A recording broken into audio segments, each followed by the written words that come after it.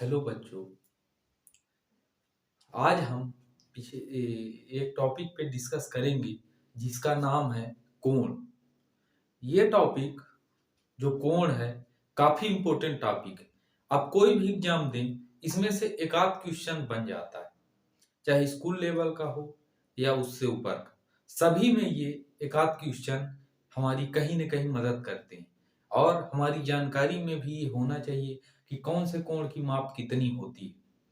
आइए फिर यहाँ पे हम सीखते हैं। तो सबसे पहले कोण, कोण क्या होता है? कोण, तो सबसे पहले आपको ये ध्यान रखना है, जैसे मैंने यहाँ पे ये और ये, तो आप देखेंगे कि इन दोनों मैंने एक लाइन यहां से ली जिसका एक पॉइंट यहाँ O मान लेता हूं और यहाँ A मान लेता हूं और यहाँ B मान लेता हूं यहां पास। अब ये जो है A, यहाँ B नाम देता हूं, ये भी आगे भी जा सकती है। तो कहने का मतलब OA OB, इसका एक पॉइंट इधर फिक्स कर दिया हमने और दूसरा पॉइंट फिक्स नहीं है। तो कहने का मतलब कोण बनता किससे है? का से कोण, का से किरण। कोण जो है किरणों से बनता है। तो जो दो किरणों के बीच झुकाव होता है उसे हम कहते हैं कोण। किसे कहते हैं? ये दो किरण है। आप किरण का जानते हैं कि एक पॉइंट फिक्स होता है और एक पॉइंट अनइंडिंग होता है। ऐसे ही ये मान लेते हैं अगर OA और OB, ये देखिए इसका पॉइंट फिक्स नहीं है ये, और ऐसे ये OA OB दो यहाँ पे किरण है। तो कहने का मतलब कोण का मतलब है दो किरणों के बीच का झुकाव। बेंडिंग ऑफ टू रेज, दो किरणों के बीच के झुकाव को, दो किरणों के बीच के झुकाव को किरण कहते हैं, किरण कहते हैं। दो किरणों के बीच के झुकाव को कोण कहते हैं या एंगल। तो ये हो गई इसकी डिफिनीशन कि कोण दो किरणों के बीच का झुकाव होता है। अब देखिए इसके प्रकार, टाइप्स ऑफ एंगल। अब यहां से टाइप्स ऑफ एंगल, तो सबसे पहला कोण होता है, सबसे पहले हम देखेंगे यहां पे शून्य कोण। शून्य कोण, शून्य कोण का मतलब होता है जीरो एंगल। जीरो एंगल किसे कहते हैं? शून्य कोण, शून्य का मतलब जीरो और कोण का मतलब एंगल। जीरो एंगल क्या है? जैसे मान लीजिए हमने एक लाइन ये खींची ये, और उसी के ऊपर से हमने दूसरी लाइन ये खींच दी ये एक लाइन पहले थी और एक लाइन के ऊपर हमने दूसरी लाइन खींच दी, ठीक है? तो ये क्या हो गई? एक लाइन के ऊपर एक, मतलब इस केस में 0 डिग्री एंगल बन रहा है, एक के ऊपर एक। मतलब क्या है? दो किरणें संपाती हो गई हैं, संपाती। संपाती की दशा में 0 डिग्री बनता है। संपाती का मतलब क्या है? कोइंसिडेंट से है यहाँ। संपाती का मतलब कोइंसिडेंट। तो अगर किरणें संपाती हैं मतलब एक दूसरे के ऊपर आ गई हैं, तो उस केस में एंगल 0 डिग्री बनेगा। उसके बाद दूसरा नंबर है कि न्यून कोण। न्यून कोण, न्यून कोण का मतलब होता है एक्यूट एंगल। Acute angle. अब एक्यूट एंगल क्या होता है? 0 डिग्री से अधिक हो और 90 डिग्री से कम हो। 0 डिग्री से अधिक, more than 0 degree and less than 90 degree. 0 degree से अधिक, 90 डिग्री से कम। तो आप डिवाइडर से या चांदा जो होता है उससे आप बनाएंगे, ऐसा कोण आपको बनाना है जो 0 डिग्री से आधा हो और 90 डिग्री से कम हो। ऐसे कोण न्यून कोण कहे जाएंगे। आप बनाएंगे अपने उससे ज्यादा से, तो आपको पता चल जाएगा। तो न्यून कोण क्या होता है? 0 डिग्री से अधिक और 90 डिग्री से कम। उसके बाद अधिक कोण, अधिक कोण, अधिक कोण को बोलते हैं ऑब्ट्यूज एंगल।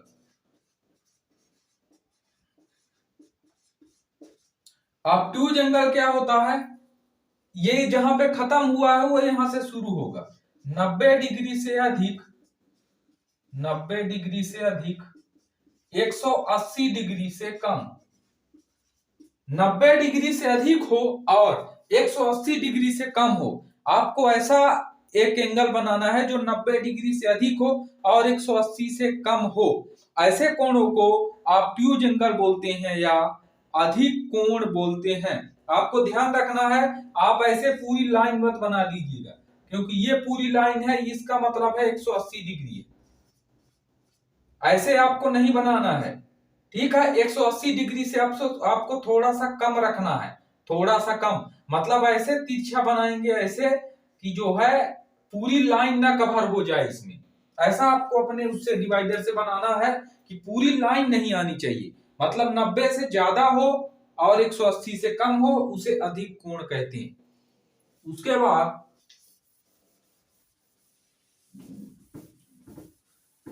अब अधिक कोण के बाद अगला देखते हैं समकोण। समकोण, समकोण का मतलब है राइट एंगल। राइट एंगल, तो राइट एंगल क्या होता है? जिसमें एक कोण 90 डिग्री हो, जिसमें एक कोण 90 डिग्री हो।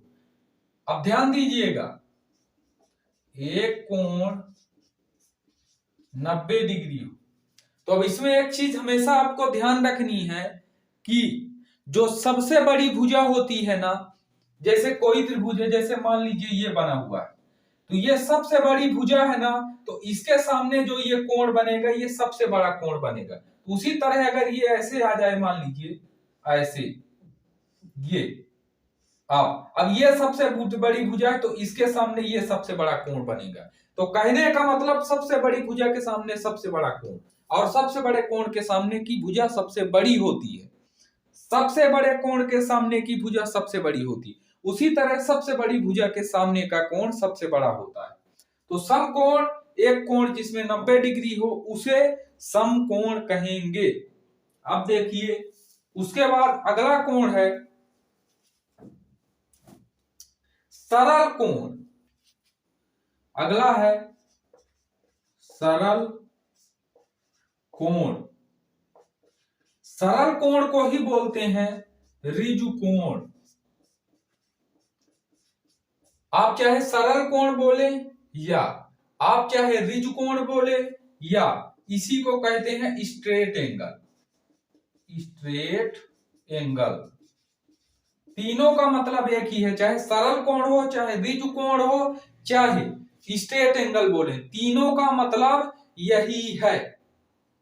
तो इस केस में क्या होता है, जैसे मान लीजिए ये एक किरण है, इसका एक पॉइंट ये है, इधर ओए ये जा रहा है, और एक ऐसे मान लेते हैं ओ बी, अब ये बी आगे जा रहा है। तो कहने का मतलब ये दोनों किरणें विपरीत जब आ जाती हैं, विपरीत की दिशा में, दोनों किरणें जब विपरीत हों, दोनों किरणों के विपरीत होने पर 180 डिग्री बनता है। अगर दोनों किरणें विपरीत हैं तो वो 180 डिग्री का वहां पे कोण बनेगा, यानी ये पूरा ऐसे ऐसे वाला जो कोण है, यानी एक लाइन में पूरा ये बना हुआ कोण, इसे कहते हैं ऋजु कोण या सरल कोण। कब ये बनता है? जब दोनों किरणें विपरीत दिशा में होती है। अगला अगला है बृहत कोण। बृहत कोण या इसी बृहत कोण को कहते हैं प्रतिवर्ती कोण। प्रतिवर्ती कोण, और इसी प्रतिवर्ती कोण को कहते हैं रिफ्लेक्स एंगल। रिफ्लेक्स एंगल, अब इसका मतलब क्या हुआ? बृहत कोण, प्रतिवर्ती कोण, रिफ्लेक्स एंगल का मतलब इसका मतलब है ये 180 में खत्म हो रहा है, ये रिज कोण 180 डिग्री का होता है। तो ये क्या है, 180 डिग्री से ज्यादा यानी greater than 180 degree and less than 360 degree, means 180 degree से ज्यादा तथा 360 डिग्री से कम। तो जो कोण 180 डिग्री से ज्यादा हो और 360 डिग्री से कम हो, ऐसे कोणों को रिफ्लेक्स एंगल या बृहद कोण या प्रतिवर्ती कोण कहते हैं। अगला,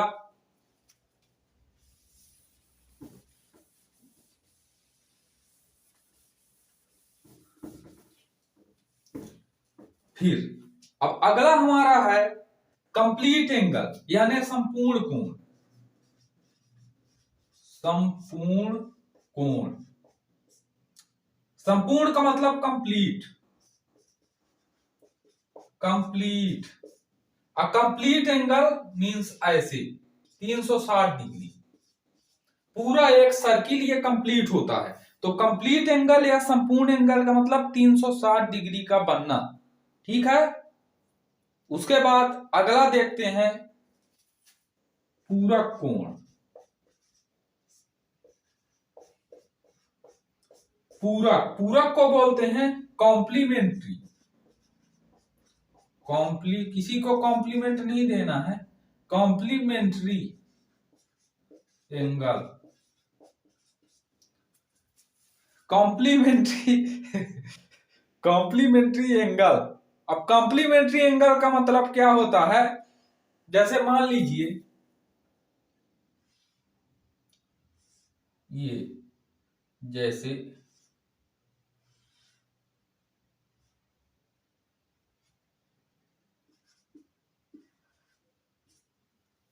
अब इसमें देखिए पूरक कोण क्या होते हैं। जैसे मैं यहां से ले लूं ए, कोण ए ओ बी और कोण सी ओ बी, कोण सी ओ बी, तो इसमें देखिए जो ये वाला एंगल आ रहा है, ये वाला एंगल, ये क्या हो जाएगा, ये पूरक कोण हो जाएगा। यानी इसका मान ये और इन दोनों का मान जो होगा वो 90 डिग्री होगा, इन दोनों का मान, ठीक है। इन दोनों का ओ सी ओ बी का ये और ए ओ बी का ये ओ, ए ओ बी का ओ और सी ओ बी का ओ, इन दोनों को मिलाकर 90 डिग्री होगा। तो ऐसे कोण जिनके दो कोणों का योग मिलाकर 90 डिग्री हो, एक दूसरे के पूरक होते हैं। आपको ये ध्यान रखना। चलिए अगला देखते हैं। इसी पूरक के जैसे एक ठो होता है समपूरक, समपूरक कोण। अब ये कॉम्प्लीमेंट्री, ये सप्लीमेंट्री, सप्लीमेंट्री एंगल। अब देखिए इसी के जैसे है, बस इसमें और इसमें क्या डिफरेंस है कि अभी हमने लिखा इन दोनों के कोणों का योग 90 डिग्री होता है, इन दोनों को मिला के ये और ये मिला के 90 डिग्री, दो पूरक कोणों का योग 90 डिग्री होता है। और इसमें क्या होता है, दो संपूरक कोणों का योग 180 डिग्री होता है। कैसे, जैसे मान लीजिए ये एक लाइन है और इस पे एक ये लाइन, अब जैसे ए बी सी ओ, ठीक है। अब देखिए बी ओ सी, कोण बी ओ सी मतलब ए ओ बी प्लस सी ओ बी बराबर 90 डिग्री हो गया। तो ऐसे यहां पे देखिए ये और ये, तो कहने का मतलब कोण बी ओ सी प्लस कोण ए ओ सी, कोण ए ओ सी बराबर 180 डिग्री। तो दो समपूरक कोण जो होते हैं या दो सप्लीमेंट्री एंगल होते हैं, उनका जो कोण या एंगल सम होता है वो कितना होता है, 180 डिग्री होता है। ये आपको ध्यान रखना है। अगला देखिए,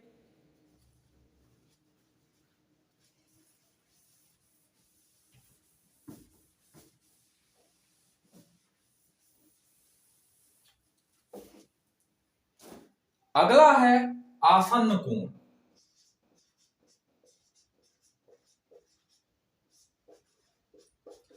आसन्न कोण आसन्न कोण को बोलते हैं एडजेसेंट एडजेसेंस एंगल। अब ये जो एडजेसेंस एंगल होता है वो कैसे होता है, देखिए इसी के जैसे होता है। किसके जैसे? जैसे हमने पूरक बनाया था, पूरक के जैसे ही आपको दिखाता हूं। ये पूरक के जैसे ही हमने बनाया है और यहां से एक लाइन ये खींच लेते हैं। अब मान लेते हैं ये O A B C। अब यहाँ पे आपको क्या चीज समझ में आ रही है कि जो है दो जो किरणें हैं उनका क्या हुआ है, एक शीर्ष बिंदु है। मतलब ये OA और ये OC और इनके बीच में एक ये जो भुजा है इन दोनों में कॉमन है। कौन? OB। ये उनका एक शीर्ष हो, ठीक है, एक ही शीर्ष बिंदु है और एक भुजा उभयनिष्ठ। इसको आप लिख लेंगे कि एक ही शीर्ष बिंदु हो, एक ही शीर्ष बिंदु हो और एक साइड कॉमन हो, यानी एक भुजा कॉमन उभयनिष्ठ हो। तो देखिए ये उभयनिष्ठ भुजा OB में है। जैसे AOB लेंगे, AOB और COB। तो देखिए एक ये जो O पॉइंट है O से ही बना है OA और O से ही बना है OC। ये दोनों एक से बन रहे हैं और OB साइड में कॉमन है। ये OB दोनों में एक भुजा जो है कॉमन है। तो ये आपको ध्यान रखना है कि एक भुजा उभयनिष्ठ हो या एक साइड कॉमन हो या एक शीर्ष कॉमन होने चाहिए। अब अगला देखिए, अगला होता है शीर्षाभिमुख कोण या शीर्षाभिमुख कोण को ही बोलते हैं वर्टिकल अपोजिट एंगल। शीर्षाभिमुख कोण का मतलब है वर्टिकल अपोजिट एंगल या वर्टिकली अपोजिट एंगल। तो ये कब बनता है? जैसे दो लाइन इंटरसेक्ट करती है, मान लीजिए ऐसे ये, तो इसमें जो ये एंगल है ये इसके इक्वल होता है। उसी तरह ये वाला जो है ये इसके इक्वल होगा। इन्हें बोलते हैं शीर्षाभिमुख कोण। ये जो आमने सामने के ये इसे बोलेंगे शीर्षाभिमुख कोण। जैसे ये इसके सामने है तो ये इसके इक्वल और ये इसके सामने है तो ये इसके इक्वल। अब चलिए अगला देखते हैं। अब इसमें एक काफी इंपॉर्टेंट चीज पर हम डिस्कस करने जा रहे हैं। इसको आप लोगों को ध्यान से देखना है कि इसमें क्या है। जैसे मान लीजिए ये दो लाइन है, ये मैंने दो लाइन खींची है और यहां से एक ट्रांसवर्सल लाइन यानी एक तिर्यक रेखा मैंने ऐसे खींची है, तिर्यक रेखा। उसके बाद इसमें क्या करते हैं, हम नाम दे देते हैं 1 2 3 4, इस तरह हमें नाम दे देना है 5 6 7 8। तो हमने पहले ये रेखा खींची, ये दो ठो रेखा और वो दो समांतर रेखाएं, और उन समांतर रेखा के बीच में दो पैरेलल लाइन के बीच में एक हमने ट्रांसवर्सल लाइन खींची। अब इसमें हमें जानना है कि इससे, इस ट्रांसवर्सल लाइन से दो पैरेलल लाइन के बीच जब हम ट्रांसवर्सल लाइन खींचते हैं तो यहां से कौन कौन से कोण बनते हैं और उन कोणों का क्या नाम होता है, या हम कैसे पहचाने कौन से कोण हैं। तो इसमें सबसे पहले आपको ध्यान रखना है संगत कोण। हाँ, अब कुछ लोगों को इसमें यह रहता है कि हमें यह भूल सकता है कि हम 1 2, अब 3 किधर लिखे, 3 4, तो 5 इधर, फिर 6 इधर, तो 7 इधर, 8। अगर ये आपको भूल जाए तो आपको ये चीज ध्यान रखनी है कि इसमें जैसे मान लीजिए अंदर वाले को हम जोड़ते हैं, 5 और 4 9 होता है, तो इसके सामने 6 या 3 9 होना चाहिए। अंदर अंदर को जोड़ेंगे, ठीक है, ये 4 5 जोड़े हम तो 9, इधर भी 6 3 9, इधर 1 8 9, इधर 7 2 9। तो इस तरह आपको ये क्रम भी याद रहेगा कि 1 2 3 4 5 6 7 8, कैसे अंदर भी 9 बनाना है और बाहर भी 9 बनना चाहिए। तो देखिए, अगर मैंने एक इधर लिया है, मैं इधर 7 लूंगा तो 9 नहीं बनेगा। इधर मैं इधर 2 लिया हूं तो मतलब इधर 7 लेना है तभी 9 बनेगा। तो 2 7 9 1 8 9, उसके बाद 4 5 9 3 6 9। तो अगर आपको इसमें क्या बनाना है 9, अगर आप ऐसे ध्यान रखेंगे तो आपको ये कभी नहीं भूलेगा कि कहां पे हमें 3 लेना है, कहां पे 4, दोनों साइड हमें ऐसे बनाना है बस। और अगर मान लीजिए इसके बाद भी आपको भूल जाता है तो आपको क्या करना है, इन दोनों को जोड़ना है। तो 2 1 3, 3 में 4 जोड़ देंगे तो 4 3 7, ठीक है। 7 के बाद फिर क्या है, 6 5 11। लेकिन इसमें से एक दिक्कत हो जाएगी कि इधर भी रखने पर 6 5 11 हो जाएगा, इसलिए आपको ऐसा नहीं करना है, आपको सीधे इस तरह बनाना है, ऐसे 9 अंदर अंदर का 5 4 9 और 6 3 9 इधर का, ऐसे 1 8 9 और 2 7 9 ऐसे। ये तो आप ध्यान ही रखेंगे कि एक के बाद 2 आएगा, इतना आपको ध्यान रखना है कि एक के बाद इधर 2 आएगा, बाकी आप बना लेंगे।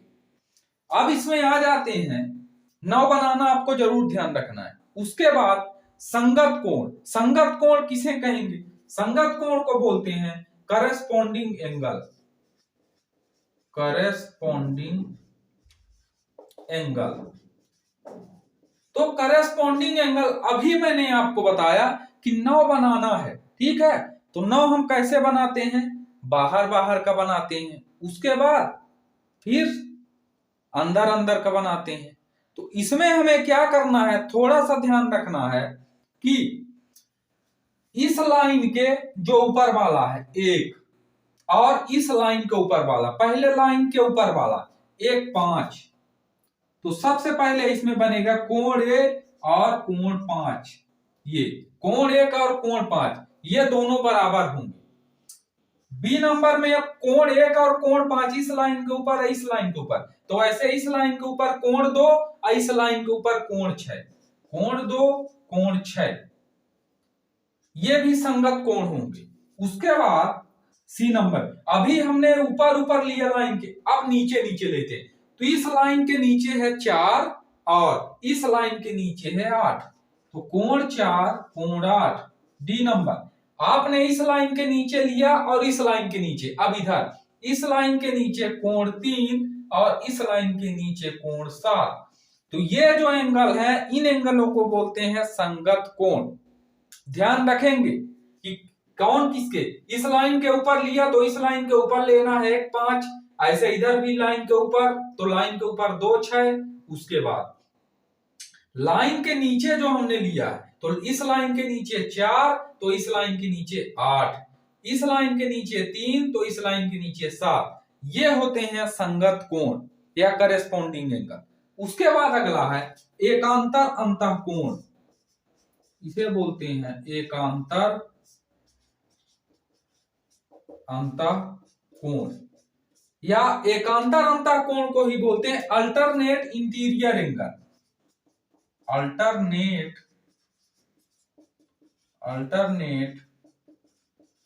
Interior angle. एकांतर अंतःकोण या अल्टरनेट इंटीरियर एंगल, एकांतर अंतःकोण। तो अब देखिए, जो ये सबसे ऊपर वाली लाइन है, ठीक है, और ये सबसे ऊपर वाली लाइन है, इनमें तो एक का अंतर है नहीं, ठीक है।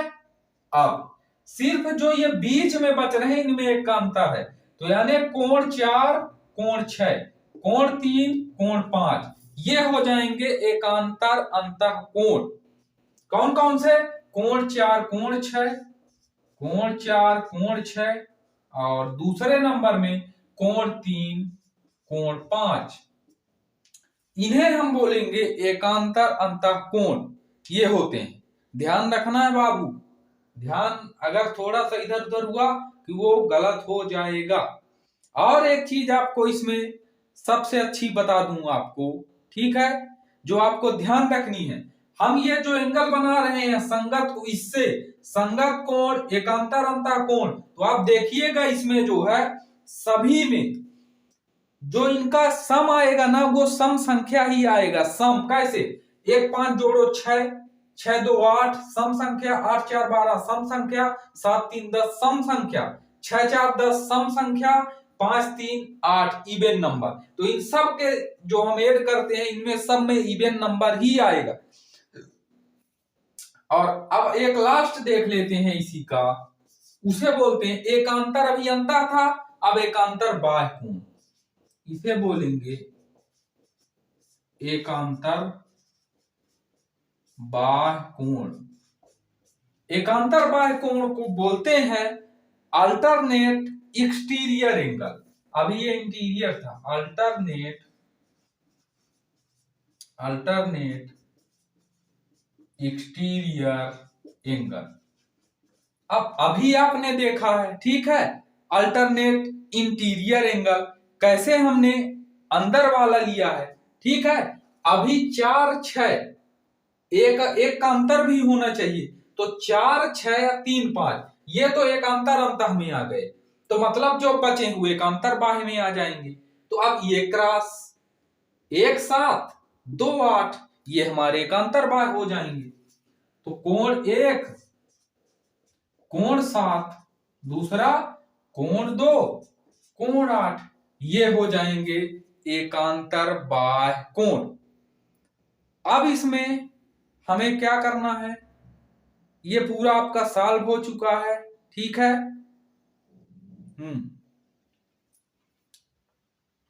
हाँ, अब इतना अगर आपसे आता है, हाँ, एक सम्मुख कोण होता है या अपोजिट एंगल। तो सम्मुख कोण तो आप जानते हैं, जैसे शीर्षाभिमुख कोण ये आमने सामने का, तो सम्मुख कोणों का मतलब ऐसे होता है, जैसे मान लीजिए सम्मुख कोण, ये भी अपोजिट एंगल ही है, वो अपोजिट वर्टिकली एंगल होता है। ये सम्मुख कोण क्या होता है, जैसे मैं आपको बता रहा हूं, जैसे मान लीजिए ये ट्राइएंगल बना है, तो ये इधर वाला ये इधर वाला, ऐसे ये इधर वाला ये इधर वाला, ये यहाँ पे सम्मुख कोण होते हैं, इन एंगलों को सम्मुख कोण बोला जाता है। तो इतने ये जो हैं सम्मुख कोण हैं। और इसमें एक चीज और ध्यान देना है हमें,